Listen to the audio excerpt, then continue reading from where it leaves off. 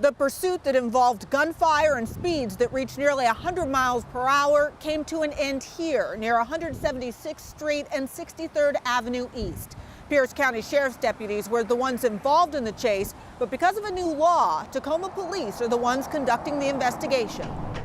We were called out to investigate the officer-involved shooting for an outside agency, Pierce County Sheriff's Department. It's the first time Tacoma police have been called to be the lead investigative agency for another department since voters passed Initiative 940, a police accountability measure that requires independent investigations when deadly force is used. During what unfolded here, deputies did fire their weapons. It all took place in less than 10 minutes. According to police, at about 2:30 a.m., a Washington State Patrol trooper tries to stop a speeding car, but the driver takes off. The trooper warns law enforcement in the area to be on the lookout, and a few blocks away near 72nd and McKinley Avenue, a Pierce County deputy spots the car, attempts a traffic stop, but the driver keeps going and a chase begins. Police say deputies follow the suspect to State Route 512 and Steele Street, where someone in the fleeing car starts shooting at deputies.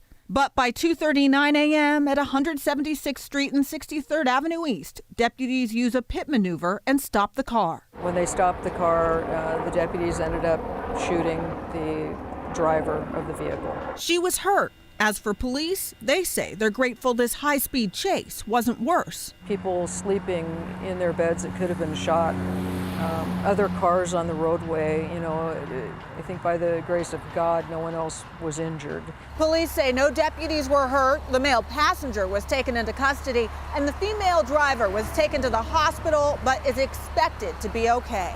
In Pierce County, Natalie Swaby, King 5 News.